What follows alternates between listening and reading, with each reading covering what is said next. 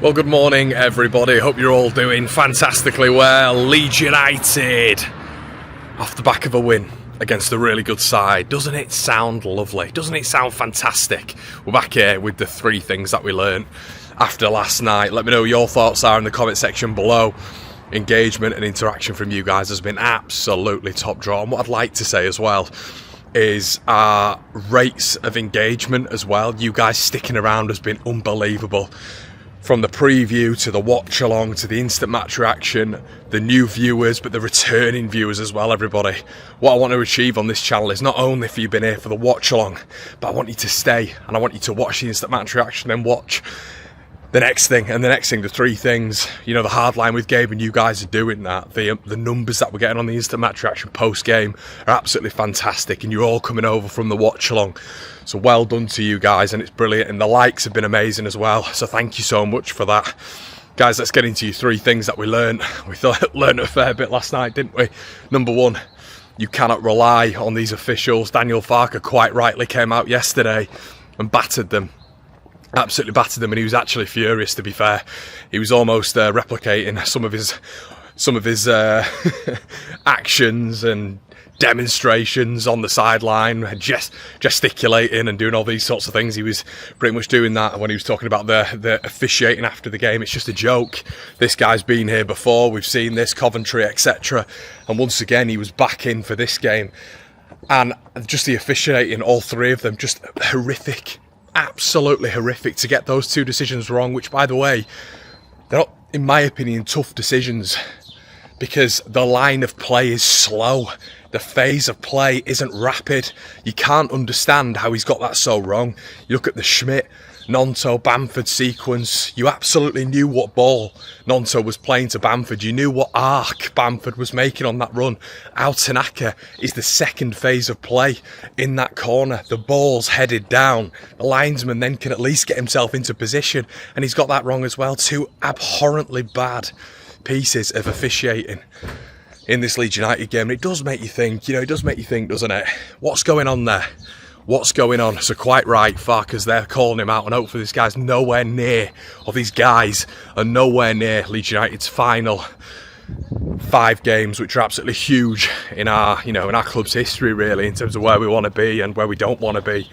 So massive pressure, and there should be massive pressure on them as well, because there's huge pressure on this Leeds United side to get up. You saw it with Al Tanaka crying at the end in the changing rooms with the pressure that he's feeling at this moment in time, and the whole group looked visibly knackered in terms of mentally and physically after that game, because we should have won it 3-0, and then you can make substitutions earlier, you can utilise certain personnel, you're not running your players into the ground with a game against Preston at the weekend. You're not doing all of these things because guess what, you're 3-0 up and you can exchange your players a little bit better and a little bit sooner. You can manage fatigue, but the linesmen and the officiating standards didn't enable us to do that, which was really poor, in my opinion, as we turn back around again.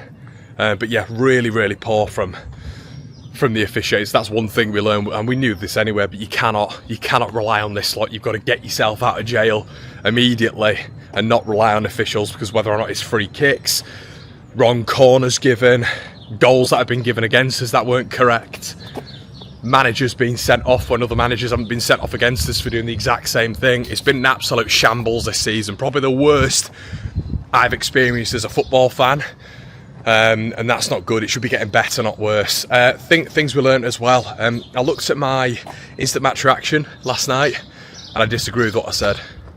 I'd be starting Pat Bamford against Preston. Joel is not doing enough.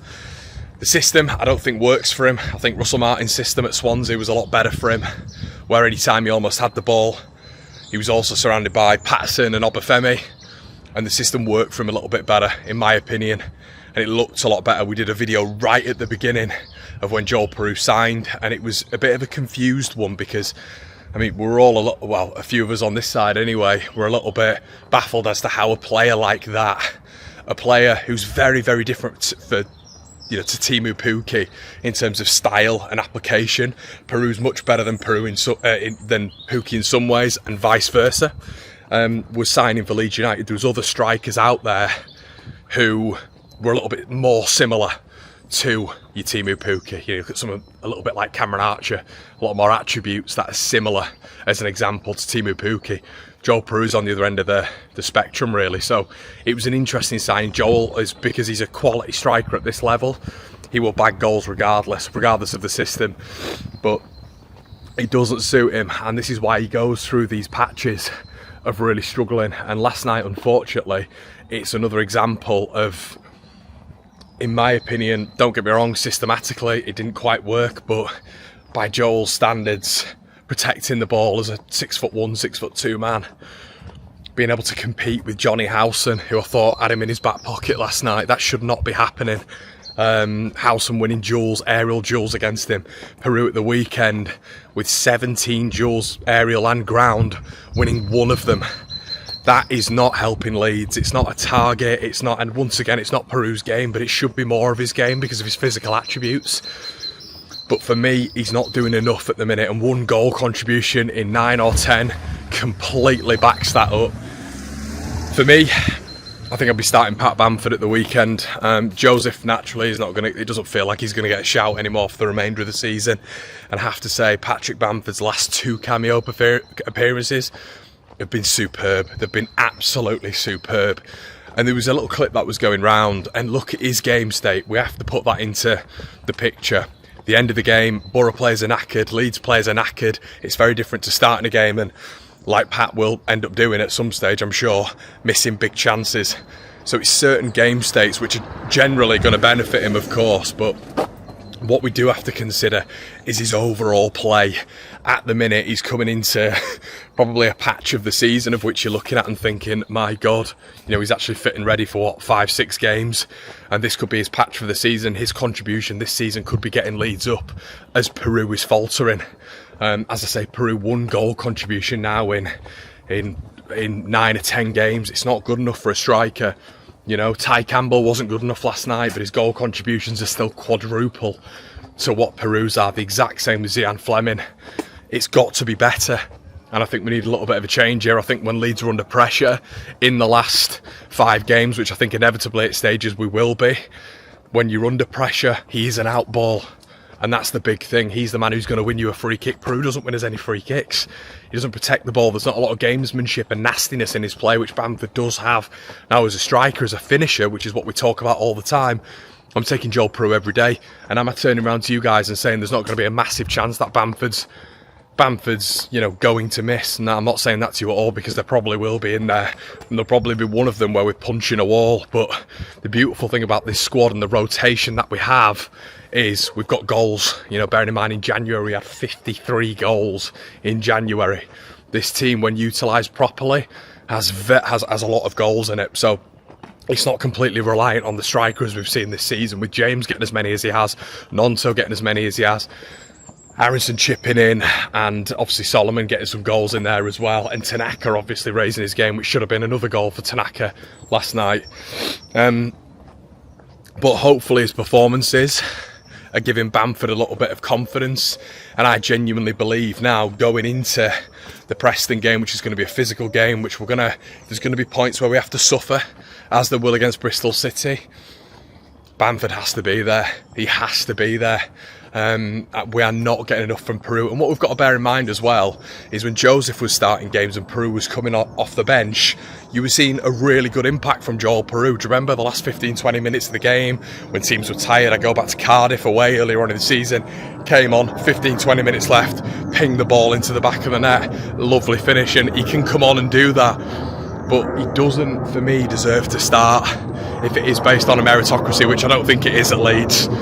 Even though it's supposed to be based on a meritocracy, but I think there's more hypocrisy in that comment, really, and that sort of understanding. It's not a meritocracy. However, if there's an incremental value of it, which is, it should be that Bamford should be starting this weekend, in my opinion. Moving on as well, DJ, hamstring, killer, absolute killer. I thought last night he was really good. An absolute threat. Leeds' main threat in that first half, completely. Without him, I think the opposition 100% favours it. James has been just excellent this season. It's gone off it a little bit, but listen, 3 goal contributions in 7. He's the one who's stepping up. And look, I know the likes of Solomon got an assist yesterday, but once again he missed at the back post. Manor Solomon, you know, an opportunity of which he should have scored. You know, he should be sliding in there, he should be interpreting that, he should be perceiving that in the right, correct way. He hasn't done it again. And that's another opportunity of which I thought at the back post, similarly to Luton, not the exact same style chance, but he should have been putting that away. Dan James is the one who's stepping up. He really is stepping up. So, yeah, for me, this weekend, I think we're going to see, which I don't mind, to be honest with you, but I'd like to see it with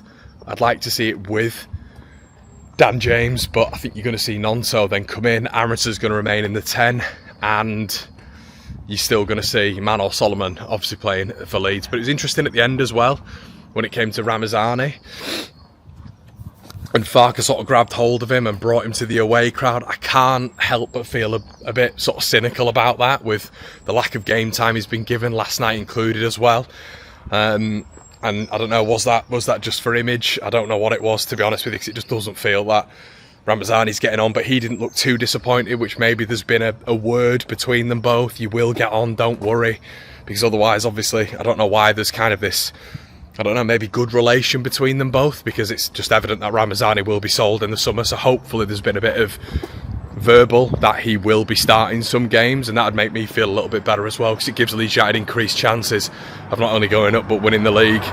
But let me know what you guys think in the comment section below. Keep an eye as well on Sheffield United. Are they going to come back fit and, well, I shouldn't say fit, but firing on all cylinders? We've seen this with Sheffield United before, when they're down in the dumps after Borough and us, 2 successive losses. They then went on a winning streak, didn't they? And we know they've got that in their arsenal with Chris Wilder all the way back to 18-19. They go on these streaks, don't they? But this is a fantastic time for us, for them to be wobbling, but this means nothing. We all know this. This means nothing unless Leeds United beat Preston. It's another 12:30 kickoff. We've got to deal with this. Leeds United simply have to deal with this. This excuse of it being a 12:30, it's doing my absolute head in. You get on with it. It is what it is, you know. It's not like normal game time and this, that and the other, but that performance standard which was yesterday, which wasn't classic Leeds, it wasn't brilliant Leeds this season, but it was back nearly to a standard which we've seen this season, nearly back to it. It's the best performance I think we've seen since, you know, it's pre-Sunderland. I think Sunderland, we weren't great. Sheffield United weren't great. West Brom, we weren't good. Second best. Swansea was second best. Luton were second best. Portsmouth were second best. QPR, it was 50-50. So that's what swing Leeds have been on right now.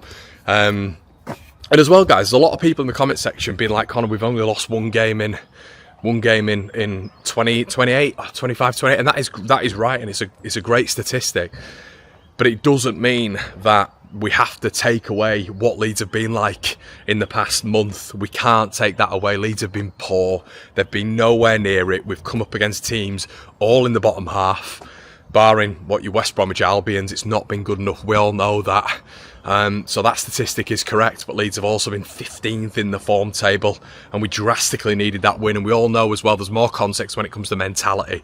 If we'd have gone last night 1 win in 7, you know, even if we'd have drawn the game, does that mean it's good enough because we've lost 1 game in 28 or whatever it is? No, of course it doesn't. That's not good enough for Leeds United.